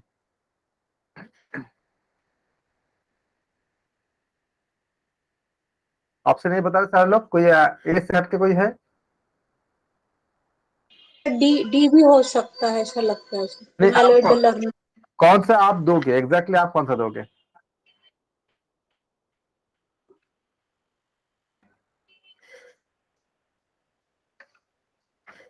सर ए आएगा, address the requirement of learner. Listening is important for a teacher. Address the requirement of learner, gain knowledge, keep the learner in good humor, evaluate the learner for the progress made. For the progress made. यहाँ देखो ए और D, आप लोग B और सी को cut कर दिए। Yes sir, B और सी कट हो गया, ए और डी में आएंगे। डी क्यों कटा? क्या लिसनिंग टीचर का इम्पोर्टेंट नहीं है गेन नॉलेज गेन करने के लिए? सर टीचर को नॉलेज गेन करने की जरूरत नहीं है ना, वो तो स्टूडेंट को सुन रहा है। स्टूडेंट से कैसे नॉलेज, लिसनिंग हाँ, से? तो वो भी ऑप्शन कट हो जाएगा। Keep the learner in good humour, क्या ये जरूरी नहीं है? इतना नहीं है ना सर, इन दोनों के वो एक थर्ड फैक्टर होगा, ये इम्पोर्टेंट थोड़ी है वो इतना। किसी को लगता है बी और सी सही है तो बताएं माइक खोल के। सर कौन सा? किसी को लगता है कि ऑप्शन बी है या ऑप्शन सी सही है? नहीं किसी सर, बी को और लगता सी को कट करना पड़ेगा। ए और डी में से है सर। ठीक है, बिल्कुल सही है। बस यही मैं चाहता था कि आप लोग गलत को आप कट कर सको। बिल्कुल सही आपने किया, बी और सी नहीं है। बाकी लोग जो लोग रिप्लाई नहीं दे रहे हैं और ग्रुप में है, तो उनको, अगर आप ग्रुप में हो तो रिप्लाई दो, क्योंकि आपका ही फायदा है। वरना क्या होगा पता है, कुछ दिन बाद आप देखोगे जो लोग पार्टिसिपेट कर रहे हैं उनका परफॉर्मेंस बहुत ऊपर हो जाएगा, और जो लोग रिप्लाई नहीं दे रहे हैं उनके उनके मुकाबले। क्योंकि आप तब सीखते हो, जब आप बात करते हो, चर्चा करते हो, यहाँ कोई मान अपमान की बात ही नहीं है कि हम गलत हो जाएंगे सही हो जाएगा, ऐसा कुछ नहीं है। तो बताएं। सर सर मुझे ए डी ही लगता है। आएगा, ए आएगा, क्योंकि टीचर और अगर रिक्वायरमेंट वो जान लेता है तो एवेल्यूएट तो ऐसे ही कर देगा ना।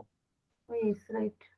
सर तो जैसे आप- टीचर कुछ पढ़ा रहे हैं और स्टूडेंट कुछ पूछना चाह रहे हैं, अगर वो लिसनिंग अच्छी नहीं होगी तो वो क्वेश्चन पूरा सुनेंगे भी नहीं, तो उनको सुनना पड़ेगा और फिर तभी। एवेल्यूएट कैसे करेंगे? एवेल्यूएट नहीं कर सकते ना जब तक वो एड्रेस नहीं, उसको सुनेंगे नहीं। बिल्कुल आप बिल्कुल सही बता रहे हो। आप आपका नाम नाम क्या था आपका, जो अभी बता रहे थे? सर गुलशन।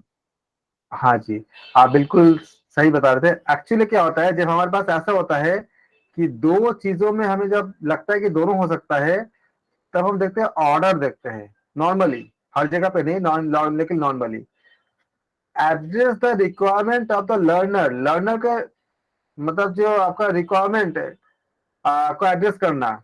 अगर वो सुनेगा, कोई व्यक्ति अगर सुनते हैं अच्छे से, तो वो एड्रेसेस करता है कि addresses requirement of the learner. D क्या बोल रहा है? Evaluate the learner for the progress made.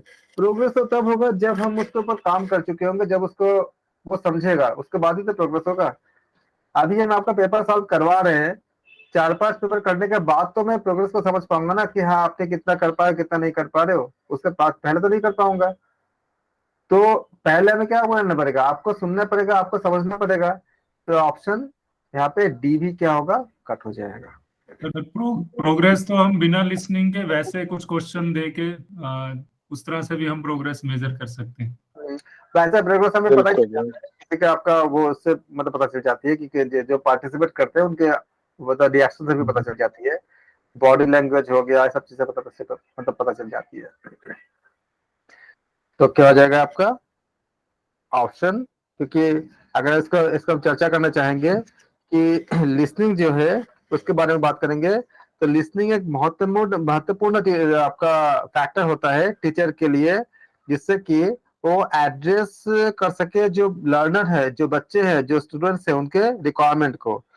एक अच्छे टीचर जो लिसनिंग स्किल उनके पास बहुत अच्छा होना चाहिए, डेवलप अगर नहीं भी है तो उनको डेवलप करना चाहिए। और लिसनिंग के साथ साथ एम्पैथी, एम्पैथी में हम उस दिन बात कर रहे थे, एम्पैथी और सिंपैथी में अंतर आप जान लेना। उस दिन मैं बोलते बोलते मतलब फिर हमारा कुछ टॉपिक चला गया था। एम्पैथी में हम एक्शन करते हैं, एक्शन लेते हैं। सिंपैथी में हम एक्शन नहीं भी ले सकते हैं। किसी को कुछ दुख हो गया, हम यहाँ पे उसको बोल रहे अरे कितने, मतलब हमने उसको दिया सहानुभूति कर दिया हमने, लेकिन कोई एक्शन नहीं लिया। और एम्पैथी जो होती है उसको दुख को दूर करने के लिए हम एक्शन ले लेते हैं। जैसे मुझे बताया था मैं कि जो अब्राहम लिंकन जी ने देखा कि सुअर का जो था वो आपका दलदल में फंस चुका था, तो उन्होंने कोई सिंपैथी नहीं दिखाया, उन्होंने गया उस कीचड़ में कूद गए, उस प्राणी को बाहर निकाले। वो एम्पैथी थी, वो सिंपैथी नहीं था। उन्होंने एक्शन किया। जब पूछा गया उनसे वो तो महान क्यों थे, तो उनकी इतनी महान क्यों क्यों कहा जाता है, उन्होंने बिल्कुल नहीं बोला कि किसी जानवर का नाम नहीं लिया। उन्होंने खाली बोला एक आत्मा कष्ट में था, एक आत्मा आत्मा विपत्ति में था। आप सोच सकते हैं कितना हाई लेवल का थिंकिंग है, जिसका हमें योग का जो डेप्थ कॉन्सेप्ट ही होता है कि हम इंडिविजुअल का हम ऐसे सोल मानेंगे, न कि कोई एबीसीडी पर्सन। तो ये बहुत गहरा डेप्थ मीनिंग है जो उन्होंने रिप्लाई दिया था कि एक सोल जो है वो बहुत ट्रबल में था। तो ये जो होती है एम्पैथी, एम्पैथी में क्या होता है हम एक्शन करते हैं, सिंपैथी में हम एक्शन नहीं करते नॉर्मली। तो ये बताता है कि जो टीचर होंगे, जो अच्छे टीचर होंगे, वो गुड लिसनिंग स्किल के साथ साथ उनको डेवलप करनी होती है, एम्पैथी भी बनानी होती है। एम्पैथी हो गया, अंडरस्टैंडिंग हो गया, जिससे कि स्टूडेंट को उनके उसको एसेस कर सके और उनके अंडरस्टैंडिंग को समझ सके, जो जिससे उनको बेहतर तरीके से उनको समझाया जा सकता है, उनको बताया जा सकता है। इसलिए अगर इसको देखेंगे कि ऑर्डर को अगर हम मतलब अगर हम जज करेंगे तो रिक्वायरमेंट ऑफ लर्नर क्या हो जाएगा कि teacher must be an active listener. कि वो कैसे, लिसनर से क्या होगा कि आप किसी के टोन को भी समझ पाओगे कि कोई किस टोन से बात कर रहा है, उसको बच्चे को सच में समझ में आ रहा है या समझने में दिक्कत है या कुछ और बोलना चाहता है या आप मिसबिहेव करना चाहते हैं, उसको भी आपको समझ आएगा कि उसको साथ कैसे ट्रीट करें। ये सब चीजें हमें अच्छे से मिलती है। इतनी डिटेल में समझाने का मतलब खाली ये था कि जब आपको ऐसा लगता है कि दो ऑप्शन सही हो सकता है तो आप ये देखना होता है कि ऑर्डर किसका और पहले ज्यादा आएगा, तो उससे आपका आंसर पता चल जाएगा। बहुत अच्छा किया आप लोगों ने इसको कट कर दिया पहले ही, जो आपने एबीसी बी और सी को, इससे काफी हद तक आपको मतलब एक मिल गया आपको कि ऑप्शन अगर आप गेस भी करोगे तो गेस करने में भी आपको हेल्प मिल जाएगा अगर दो कट जाएगा तो। The study of why does stressful living result in the heart attack can be classified.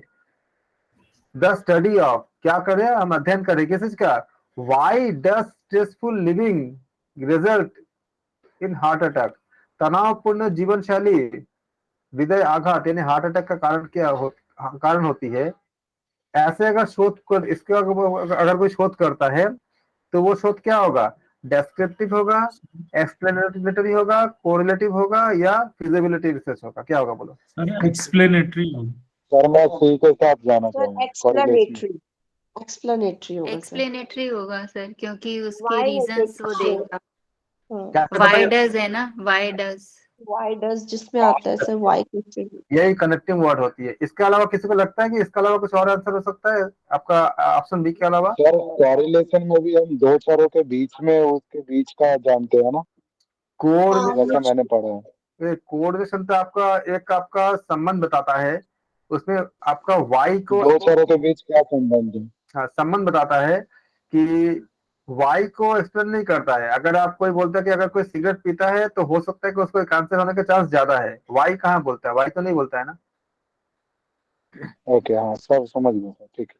Y क्योंकि मैं यहाँ पे दो चीजें ले रहा था, एक तो स्ट्रेस और दूसरा हार्ट अटैक, तो इसमें कोरिलेशन था ना, भाई नहीं था। कनेक्टिंग वर्ड है, जिस वर्ड से आपका अलग एक कुछ वर्ड ही होती है जिसको, इसलिए मैं बोलता हूँ कि बहुत ध्यान से क्वेश्चन पढ़िए आप। एक वर्ड होगी जिस वजह से आपका कोई ऑप्शन एकदम डेफिनेटली आपका रॉन्ग होगा या डेफिनेटली ट्रू होगा। काफी लोगों ने इसको पकड़े और हमें अच्छे से बताया कि वाई है। तो वाई जो आपका वर्ड होता है वो डिस्क्रिप्टिव वाई का नहीं बात बोलता, फिजिबिलिटी वाई को नहीं बोलता, कोरिलेशन वाई को नहीं बोलता, वो खाली कनेक्ट करता है। वो भी ऐसे भी लोग मिल जाते हैं जो बहुत स्मोकर होते हैं लेकिन उनको कैंसर नहीं हुए हैं, लेकिन उनकी संख्या काफी कम है, मान लो 10% लोग ऐसे भी मिलते हैं। और लेकिन संख्या ज्यादा मिलते हैं जो लोग आपका स्मोकर्स होते हैं या ड्रिंक वगैरह करते हैं, उन लोगों को बीमारी होने का चांस ज्यादा मिलती है, कुछ ना किसी तरह के, अलग अलग तरह के। तो आपका क्या होगा, फिजिबिलिटी रिसर्च क्या है? फिजिबिलिटी को हम चेक करते हैं कि कोई चीज आपका जैसे मान लो कि हम सारा प्रोजेक्ट को हमने ये कर सकते हो कि एग्जामिन जो होते हैं, जो प्रोजेक्ट रिलेटेड जितने भी वेरिएबल्स होती है ना, जैसे आपका इंक्लूडिंग इकोनॉमिक हो गया, टेक्नोलॉजिकल हो गया, लीगल हो गया, आपका कोई आपका इन इन सब चीजें जो होती है ये सब आपका मतलब फिजिबल में आता है। या कोई आपका अगर आप कोई प्रोडक्ट बनाए हो, वो प्रोडक्ट आपका मार्केट में चलेगा, कितना सक्सेसफुल होगा कि नहीं होगा, तो इसे कहता है फिजिबल होना। अगर मान लो आपने च्यवनप्राश बनाया या कुछ आयुर्वेदिक कुछ प्रोडक्ट बनाया आपने, और मार्केट में वो चलना चाहिए। अब जैसे मतलब व्हीट ग्रास का आपने बहुत अच्छा सा मतलब एक मतलब आपने प्लांट लगा दिया, अब व्हीट ग्रास लोगों तक पहुंचेगा, लोग लेंगे कि नहीं लेंगे, आपका बिजनेस चलेगा कि नहीं होगा, प्रॉफिट होगा कि नहीं होगा। अगर प्रॉफिट होता है तो बोलोगे फिजिबल है, अगर नहीं होता है तो बोलोगे नहीं है।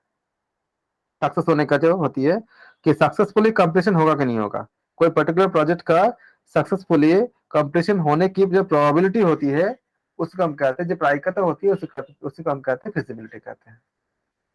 सर ये पायलट स्टडी हो गया ना एक तरह से? पायलट स्टडी तो थोड़ा सा अलग हो जाती है, फिजिबिलिटी आप स्टडी इसमें आप अगर आप मैथ का बैकग्राउंड के हो तो इसमें हम लोग वो आपका प्रोग्रामिंग आप लिए आपको जो नहीं होती एलपीपी जो होती है लीनियर प्रोग्रामिंग, वो सब करते हैं। जी।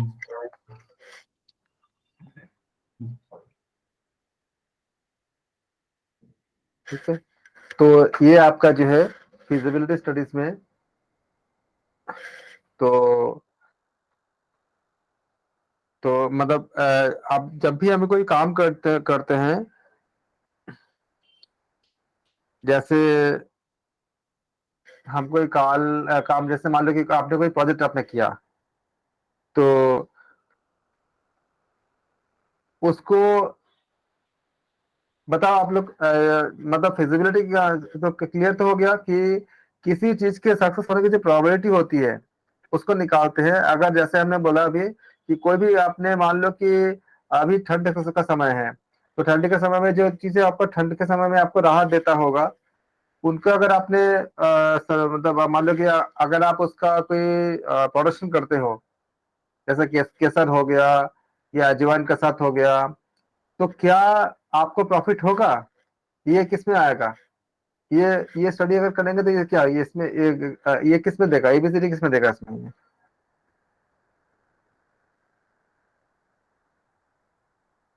सर फिजिबिलिटी का मतलब तो ये होगा ना प्रैक्टिकली वो चीज पॉसिबल है कि नहीं है। प्रायिकता निकालते कितना हो, प्रायिकता में आपको प्रॉफिट होगा कि नहीं होगा इसका निकालते हैं कि अगर आपने कुछ भी काम किया वो काम सक्सेस होगा कि नहीं होगा। अगर सक्सेस होता है तो बोलेंगे फिजिबल है, अगर नहीं होता है तो बोलेंगे फिजिबल नहीं है। इसका हम ग्राफ बनाते हैं ऐसे। फिजिबिलिटी क्लियर हो गया? कोई प्रोजेक्ट रिलेटेड होती है जो वेरिएबल होती है, जिसको हम जैसे इकोनॉमिकल हो गया, टेक्नोलॉजिकल हो गया, लीगल इत्यादि हो गया। अब जैसे मान लो हम इसको ग्राफ बना के दिखाता हूँ आपको मैं।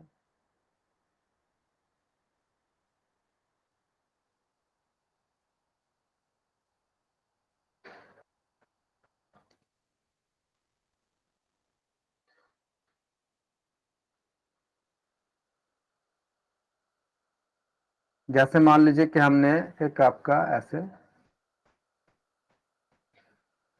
और हमने लाइन से हमें मिला, ये लाइन ये लाइन, और ऐसे हमने लीनियर प्रोग्रामिंग होने बना दिया हमने।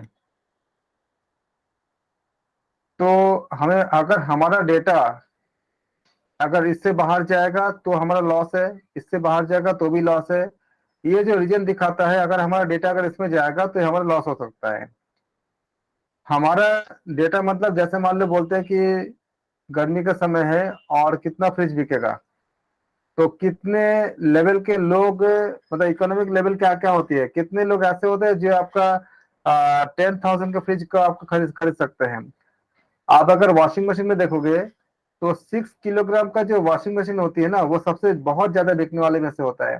6 किलोग्राम कैपेसिटी का जो वॉशिंग मशीन होती है, और उसका जो आपका जो मतलब फीडबैक होती है, जो आपका कस्टमर का जो होती है, व्यूज जो होती है, उनका जो आपका कमेंट होती है, मतलब उनका जो रिएक्शन होती है, उसकी संख्या बहुत ज्यादा होती है। 4,000, 5,000, 3,000 मिल जाती है इसमें।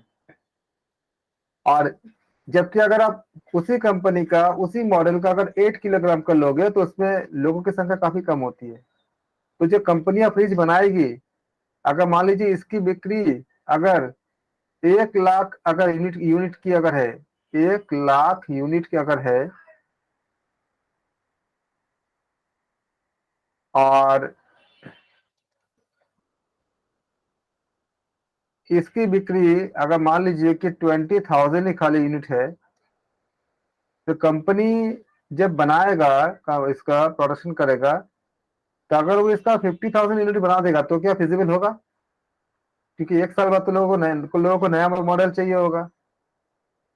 20,000 का खाली उसका डिमांड होगा नॉर्मली, 20 से 21,000 बना सकता है वो, लेकिन अगर 50,000 बना देगा, तो क्या उसका बिकेगा सारा सामान? आधा रुक जाएगा, फिर अगले बार उसको सस्ते में बेचना पड़ेगा। और 1 लाख का पूरा डिमांड है, अगर उसमें अगर 50,000 बना देगा, तो क्या उसको पूरा प्रॉफिट मिलेगा? नहीं, क्योंकि 1 लाख बिक सकता है, उससे पहले 50,000 ही बनाया है। तो इसके लिए जब ग्राफ बनाते हैं, ग्राफ में क्या होती है, बीच में आपका रीजन आता है, इसका हम लोग कहते हैं लीनियर प्रोग्रामिंग कहते हैं। वो तो मैं अभी नहीं बताऊंगा क्योंकि बहुत डिटेल है, आपको पता, आपके सिलेबस में है भी नहीं है।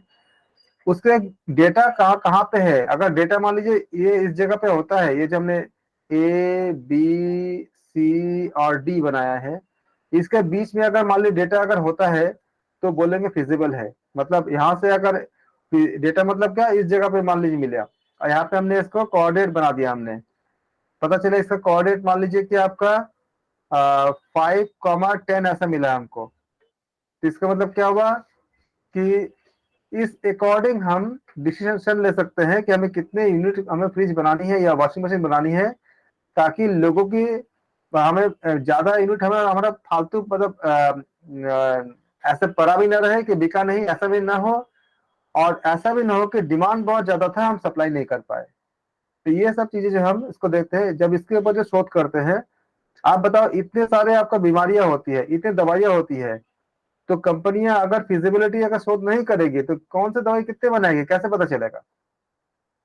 ऐसा तो नहीं होता कभी कि मार्केट में दवाई नहीं है, और ऐसा भी नहीं होता कि कंपनियां, मतलब दवाई को, मतलब उनका बहुत लॉस जा रहा है। इसके लिए हम क्या करते हैं, हम फिजिबिलिटी स्टडी को हम करते हैं। ओके, क्लियर हो गया ना? ठीक है। लेकिन यहाँ पे वाई शब्द है, तो हम यहाँ पे फिजिबिलिटी नहीं होगा। इस पैराग्राफ का आप लोग करो।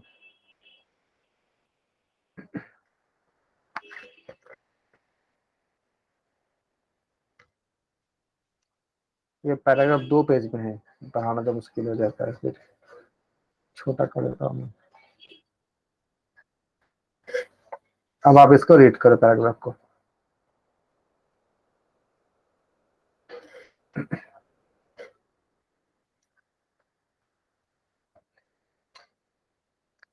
मेरे पढ़ने से अच्छा है कि आप लोग अपने स्क्रीन को थोड़ा सा बड़ा कर लो, क्योंकि मैं इसे छोटा करूंगा तो फिर जूम करो ना सर, ये कंप्यूटर पे जूम नहीं होता अच्छे से। जूम करने पे ना हम फिर कट जाएगा, पूरा पैराग्राफ नहीं आ पाएगा, फिर जूम तो मैं कर दूंगा। देखो कट रहा है ना, चलो आप ऊपर थोड़ा का सा और करो, कट नहीं हो रहा। ठीक है, ऊपर ऊपर ऊपर का पढ़ लीजिए, फिर हाँ मैं अभी ठीक है। business will be usually go through a clear set of stages that will make up its organizational life cycle. These stages include introduction, early growth, continuous growth, maturity, and decline. The first stage, the introduction stage, is the startup phase where a business decides what its core strength and capabilities are, and starts selling its product or service. At this early stage, the founder or at this early stage, the founder or founders will be a part of every aspect of the daily process of the business. The main goal at this stage is to take off to a good start and make a place in the market.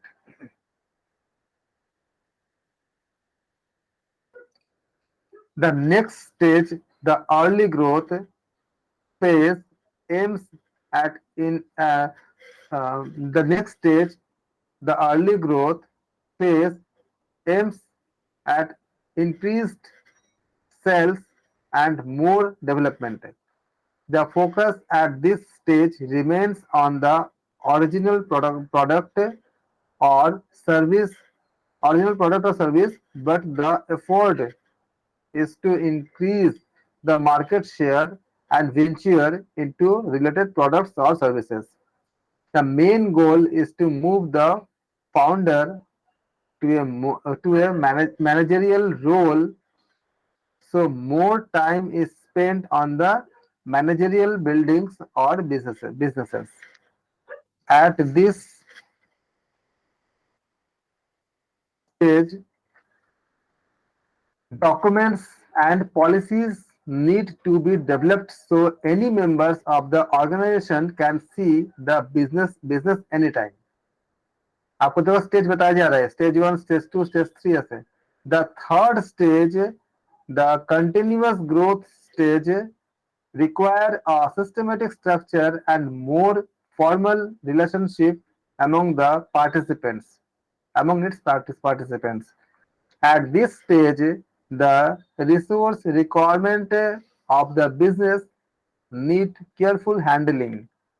The focus is on the expansion of business, keeping in mind its core strength and capability. A formal organizational structure and a clear delegation plan are important at this stage. At the fourth stage of maturity, a business often slows down as the level of innovative energy may have become weak and formal structure may have become obstacles. A lot of care is required to prevent decline. अब आप लोग अपने हिसाब से पढ़ लो, वो मैंने edit कर दिया. और मीना जी अगर इसको बोलना चाहते हो आप बोल सकते हो दोबारा. आपका आवाज बहुत अच्छी है, मतलब आपको अच्छे से, आपका उच्चारण काफी साफ है, तो लोगों को अच्छे समझ आएगा. सर सवाल देख ले, आपने बहुत अच्छे से पढ़ा है, सवाल देख लेते हैं.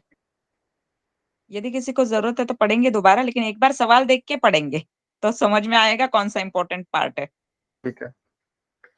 फर्स्ट वाले का तो सी होगा, एट अर्ली ग्रोथ. नहीं, इंट्रोडक्शन.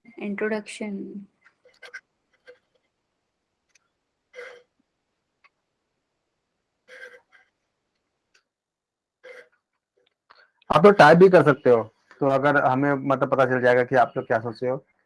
कोशिश करो बहुत अच्छे से. आपको इसकी यही एक ऐसा चीज है जिसके लिए पढ़ना नहीं पड़ता पहले से, खाली बस आप पैराग्राफ पढ़ो और निकाल लो.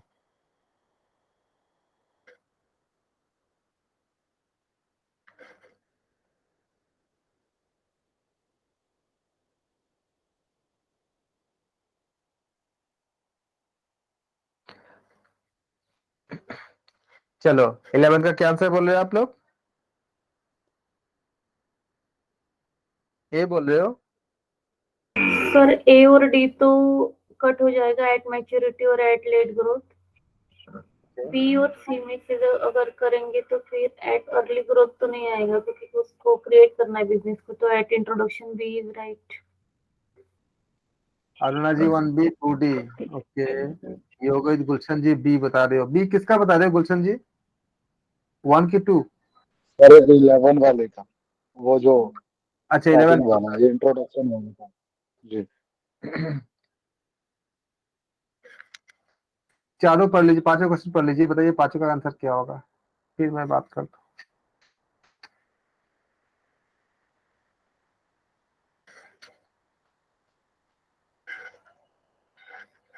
13 का आंसर बी है।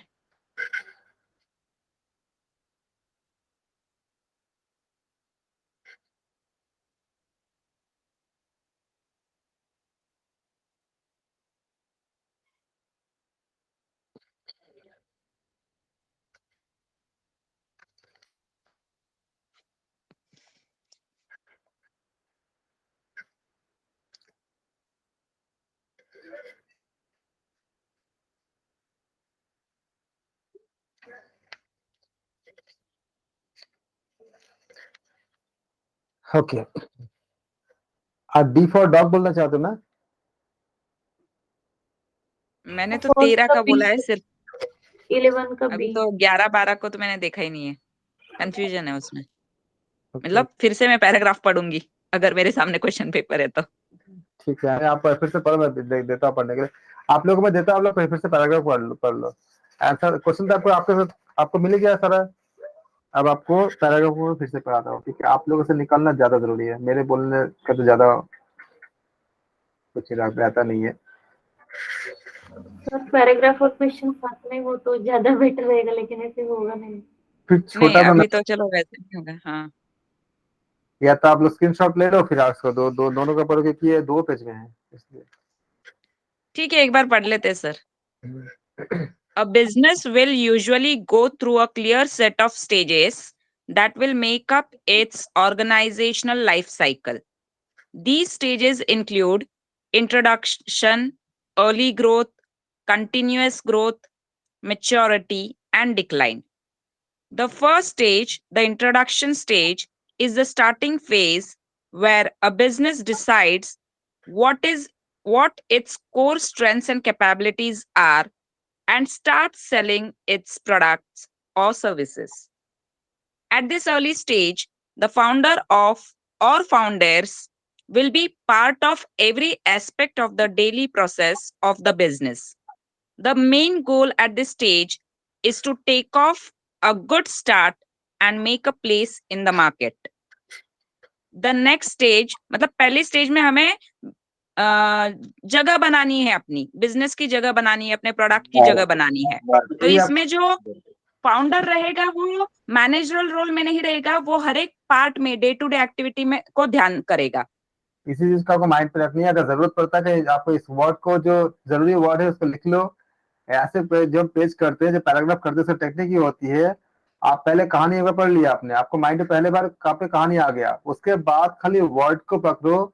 आपने ये जो आपने किया बहुत सही किया कि पहले आपने एक बार आपने पैराग्राफ पढ़ लिया, फिर आपने क्वेश्चन पढ़ लिया, दोबारा पैराग्राफ को पढ़ो। अब क्या होगा, आपका माइंड पे क्वेश्चन रहेगा कि क्वेश्चन क्या क्या था, फिर आप इस वर्ड को पकड़ पाओगे कि main goal at this stage is to take off to a good start and make a place in the market। आप देखो ये मिलेगा क्वेश्चन में आपको, तो ये चीज मिल सकता है, और एक वो भी चीज मिल सकता है कि इस समय फाउंडर का क्या रोल है, तो वो हर एक डे टू डे एक्टिविटी का ध्यान रखेगा, वो मैनेजरल पोजीशन पे नहीं रहेगा तभी।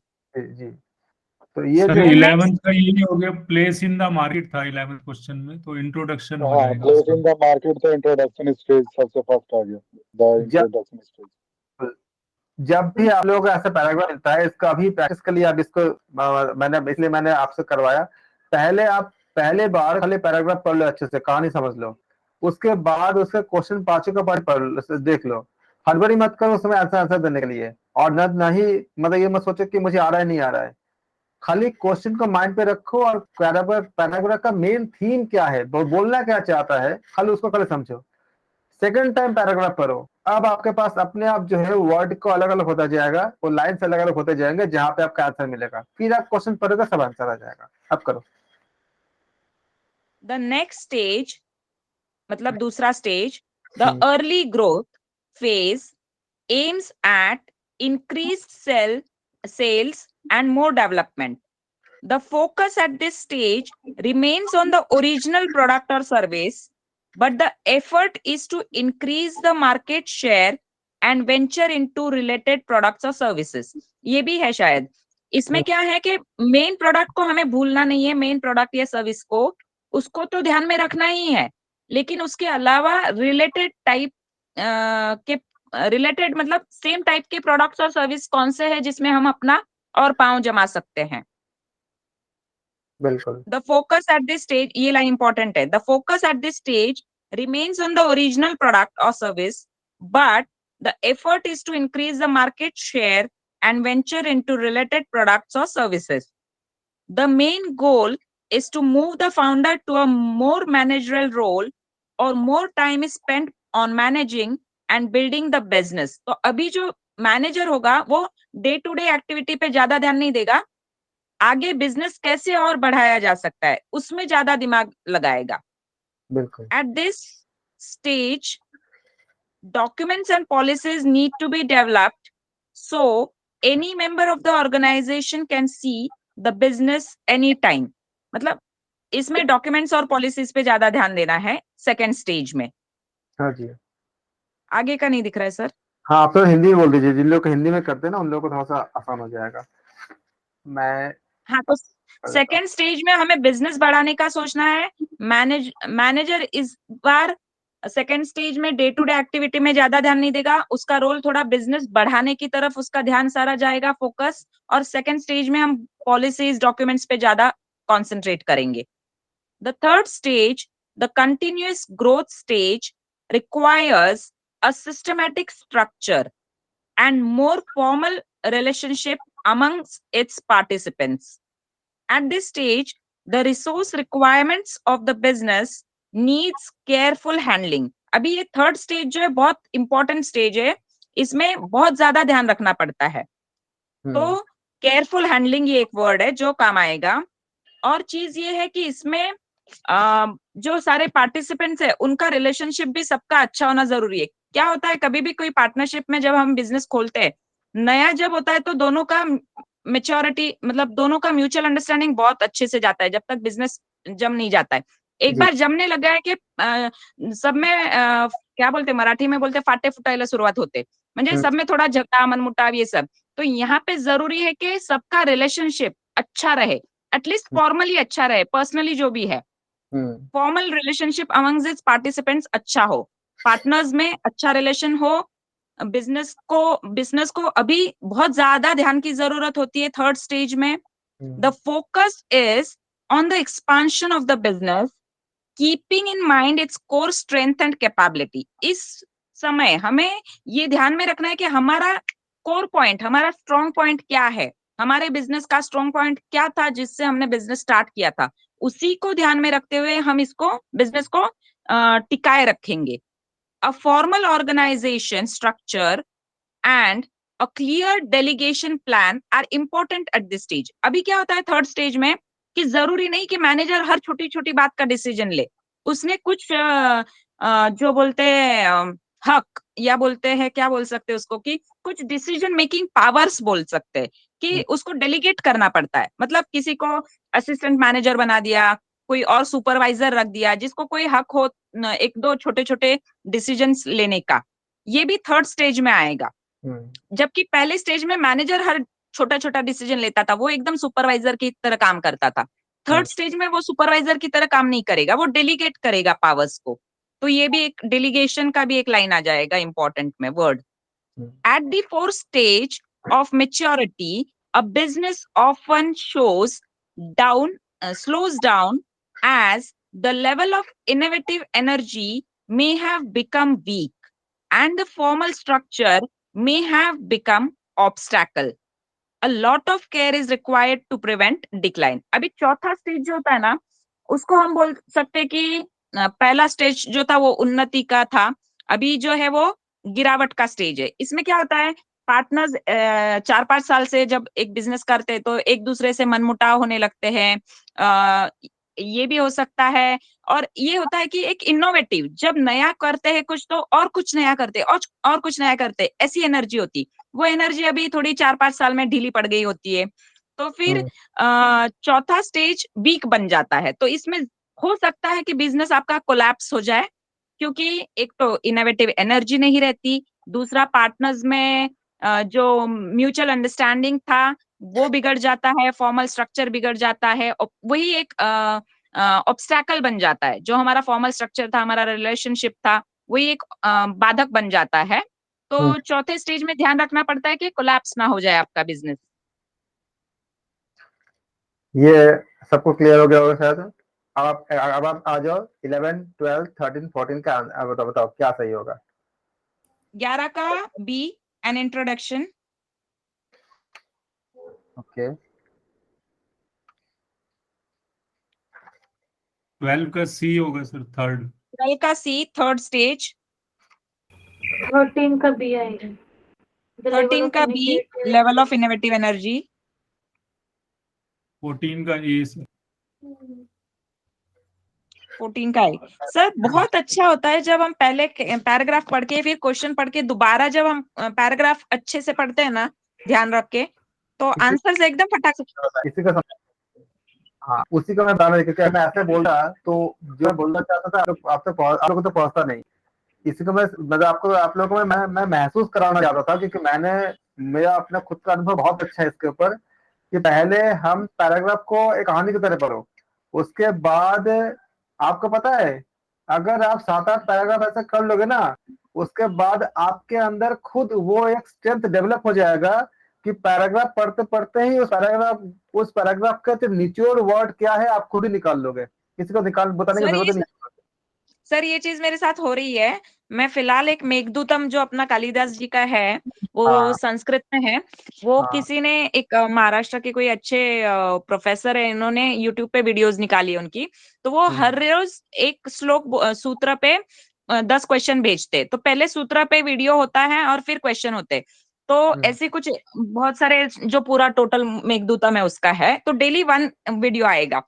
इनिशियली मुझे कुछ दिन लगे ऐसे कि मैं वीडियो ध्यान से नहीं सुनती थी, फिर जाके क्वेश्चन सुनती थी, क्वेश्चन पढ़ती थी, फिर मुझे लगता था अरे वीडियो मुझे दोबारा देखना है, ये रह गया, वो रह गया, वो रह गया। तो मैं तब मैं ऐसे सॉल्व करती थी कि दोबारा वीडियो देख देख के करती। अब मेरी हैबिट ऐसे बन गई है, जब वो पहली बार वीडियो देखती हूँ ना, मुझे लगता है ये कैची वर्ड है, ये ध्यान में रखना है, ये कैची वर्ड है, ये ध्यान में रखना पड़ेगा, आ जाएगा। ये इंटरनल ग्रोथ होता है। मैंने जब किया था मेरे साथ भी ऐसा होता कि मतलब जब मैंने पहले जब 20-25 पैराग्राफ कर लिया, उसके बाद मैंने खुद में पाया कि जब मैं पैराग्राफ पढ़ रहा था तब मुझे खुद ही जो है वो वर्ड कैच हो जाता था कि इस पे जरूर क्वेश्चन बनेगा, इस पे जरूर क्वेश्चन होगा। वो कैपेबिलिटी अपने आप अंदर से आता है, और जब आप ऐसा करोगे तब वो आती है। इसलिए मैं शुरू में क्या होता है कि पहले आप पैराग्राफ को पढ़ो एक कहानी की तरह, लेकिन बहुत ध्यान से पढ़ो, कुछ भी आपको छूटे ना, मतलब कोई भी लाइन, कोई भी वर्ड, कोई भी आप कुछ ना छूटे। उसके बाद क्वेश्चंस को पढ़ो, उसके बाद बिल्कुल मत सोचो कि आपको क्या आ रहा है क्या नहीं आ रहा है, कोई मतलब प्लस माइनस नहीं। फिर से आप पैराग्राफ को पढ़ो और ध्यान रखते हुए जो क्वेश्चन आपने पढ़ा आपने सारा एकदम एकदम क्रिस्टल क्लियर रह जाएगा। 11 का बी सही है। फिर आपका 12 का क्या आंसर बोल रहे हो आप? 12 का सी बता रहे हो क्या? 12 का सी सही होगा। और फिर 13 का क्या बी, होगा? 13 का बी, 13 का बी सही होगा। 14 का ए। 14 का आपका ये सही होगा। और आप देखो कुछ करना पड़ा, सारे आंसर क्रिस्टल क्लियर हो गया सबका। अगर इस आंसर से जो हम मार्क कर रहे हैं, मुझे बस सबसे मैं पूछ नहीं पा रहा हूँ, अगर किसी का दूसरा आंसर लग रहा है तो माइक खोल के बताए। 15 का क्या हो जाएगा? 15 का डी सर। डी सही हो जाएगा। 10 नंबर आपको मिल गया। आज से आपको 10 नंबर मिल गए अगर आपने इसका प्रैक्टिस कर लिया। और ये जो पैराग्राफ है ये एक्चुअली मैनेजमेंट के से ही लिया गया है। अगर आपको इस पैराग्राफ की सच्चाई जाननी होगे तो आप एप्पल कंपनी के पूरा उसका केस स्टडी करना, पूरा कैसे कंपनी डेवलप हुई है, कैसे किन्होंने डेवलप किया है, उनके साथ इश्यू क्या आई थी, और फिर क्या उसके बाद उनके बीच का जो मनमुटाव क्या हुआ था, कैसे कंपनी में दरारें आई, फिर कैसे जुड़ा, सब चीजें। क्योंकि उतना बोलने में जाऊंगा तो मैंने बहुत अच्छे से सब पढ़ा है सब चीजें, लेकिन 1.5-2 घंटा लग जाएगा मैं बोलने जाऊंगा तो। आप लोग उसका खुद जिसका इंटरेस्ट है वो पढ़ना, उसका आपको बहुत सी चीजें मतलब सीखने को मिलेगा। तो इस पैराग्राफ के रिलेटेड है सारा चीजें। और मैंने एक चीज और नोटिस कर रहा हूँ कि पहला पेपर जब हमने जिन लोगों ने साथ साथ सॉल्व किए थे उन लोगों का परफॉर्मेंस बहुत अच्छा हो रहा है। सेकंड इस पेपर में बहुत अच्छा हो रहा है। यही मैं चाह रहा था कि आप लोग पेपर्स को हैंडल कर सको, क्योंकि सिलेबस खत्म तो हम कर ही चुके हैं, और कितना ही बार रिपीट कर लोगे सिलेबस को वो चीज नहीं आती जो आपको ऐसे करने से आती है। तो मुझे लगता है कि 10:30 हो गया, मुझे छोड़ना चाहिए, नहीं तो फिर ऐसा तो मुझे तो मन तो नहीं कर रहा, मुझे मन तो कर रहा है कराने का, लेकिन टाइम काफी ज्यादा हो गया। तो हम कल इसके बाद हमने क्वेश्चन नंबर 15 तक कर लिए। हाँ जी। मुझे भी मन नहीं हो रहा है, क्योंकि ऐसे टाइप के क्वेश्चन में बहुत मजा आता है। मैं ये बोल रही थी, यदि क्लास कल आज जैसे 7 और 8 बजे की क्लास नहीं थी, यदि कल भी नहीं होती तो आप 8 से 10 ले सकते हैं, यदि आप फ्री है तो। आप मुझे जिस दिन क्लास ऐसा नहीं होगा ना, एक मतलब या तो आप मुझे पर्सनल मैसेज कर देना, क्योंकि मैं हमसे ग्रुप पे देख नहीं पाता, और अगर मेरा क्लास नहीं हो, क्योंकि मेरा दिन भर क्लास चलती ही रहती है।